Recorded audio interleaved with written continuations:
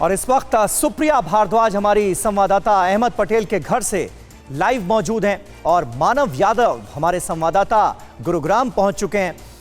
मानव, सबसे पहले मैं आपके पास आऊंगा। अस्पताल की तरफ से क्या कोई बुलेटिन जारी किया गया है? कुछ ये बताया गया है कि स्पेसिफिकली कि आखिर निधन की वजह क्या रही? क्योंकि मल्टीपल ऑर्गन फेल्योर की बात तो सामने आई, लेकिन क्या कोरोना की वजह से ही ऐसा हुआ? इस बारे में कोई अपडेट है क्या? समीर, देखिए, वरिष्ठ नेता कांग्रेस के अहमद पटेल 1 तारीख को उनको कोरोना हुआ था, 1 अक्टूबर को, और उसके बाद 15 अक्टूबर को उनको मेदांता में शिफ्ट किया गया था।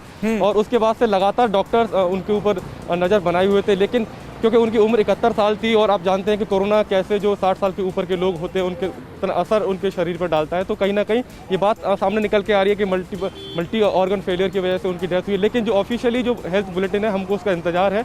लेकिन एक बात यहाँ से साफ हो चुकी है, क्योंकि गुड़गांव हरियाणा में आता है और उनका पार्थिव शरीर यहाँ से गुजरात, उनका जो गाँव है पिरामड़ भरूच में, वहाँ पर उनको लेके जाया जाएगा। तो कहीं ना कहीं जो यहाँ का प्रशासन है उनकी तरफ से एक इजाज़त उनके जो परिजन है उनको लेनी पड़ेगी और उनके डीएम के हस्ताक्षर के बाद ही उनके शरीर को यहाँ से लेके जाया जाएगा।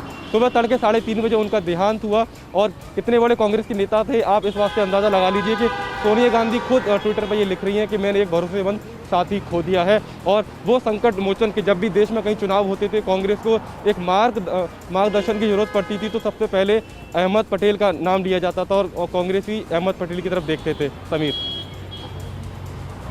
मानव, आप बिल्कुल सही बात कह रहे हैं कि यहाँ पर अब देखना होगा कि आगे क्या निकल कर आता है, बुलेटिन में क्या कहा जाता है। लेकिन सुप्रिया, क्योंकि आप लंबे समय से कांग्रेस पार्टी को कवर कर रही हैं और उस दौर में जब कांग्रेस पार्टी सबसे मुश्किल दौर से गुजर रही हो, पार्टी में इस तरह की बगावत की आवाज़ें आ रही हों, अहमद पटेल जैसे नेता का जाना कांग्रेस पार्टी के लिए कितना बड़ा नुकसान है? गौरव, देखिए, जहां तक कांग्रेस पार्टी का सवाल है, कांग्रेस पार्टी को पिछले 2 दिनों के अंदर बहुत तगड़े झटके लगे हैं। पहले तरुण गोगोई, जो कि अपने आप में एक बहुत स्टॉलवर्ड लीडर थे, नॉर्थ ईस्ट से आते थे, और उसके बाद तो उनके जो चाणक्य या संकट मोचक कहे जाएं अहमद पटेल खुद, उनका निधन हो गया है। हम इस समय 23 जो है तुगलक क्रेसेंट पे खड़े हैं। पीछे उनके मेरे देख सकते हैं, ये अहमद पटेल जी का घर है। यहाँ पर जो है तैयारियाँ चल रही हैं, पूरा एरिया को कॉर्डन ऑफ कर दिया गया। अगर मैं दिखाऊँ, यहाँ पर पुलिस ने पूरा एरिया यहाँ पर कॉर्डन ऑफ कर दिया है। अंदर भी जो है सामान लाया जा रहा है। यहाँ पर ये देखिए, अभी यहाँ पर जो कुर्सियाँ और टेंट हैं उसकी व्यवस्था की जा रही है।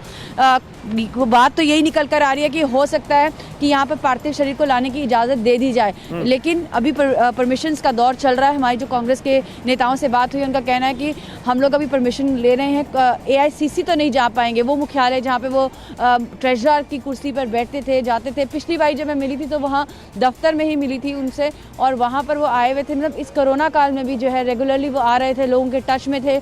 बताते हैं कि कोई भी ऐसा कांग्रेस पार्टी में छोटा कार्यकर्ता हो, चाहे वरिष्ठ नेता हो, वो जब भी रीच आउट करते थे, आराम से मिलते थे, और पूरे कोरोना काल में वो अवेलेबल थे। और यहाँ पर आपको मैं पीछे एक बार फिर दिखाऊं, कांग्रेस पार्टी के आला नेता भी जो हैं वो भी यहाँ पर धीरे धीरे करके आने लगे। लेकिन खबर अभी यही आ रही है कि दोपहर शाम को आज ही क्रिमेशन होगा उनके जो पैतृक गाँव हैं गुजरात में, वहाँ पर। चलिए, बहुत बहुत शुक्रिया सुप्रिया और मानव, आप दोनों का हमारे साथ इस बातचीत में जुड़ने के लिए। और आगे भी अपडेट, इससे जुड़ी जो भी खबर रहेगी हम अपने दर्शकों तक पहुंचाते रहेंगे। परवाह देश की, सोमवार से शुक्रवार रात 10 बजे TV9 भारतवर्ष पर।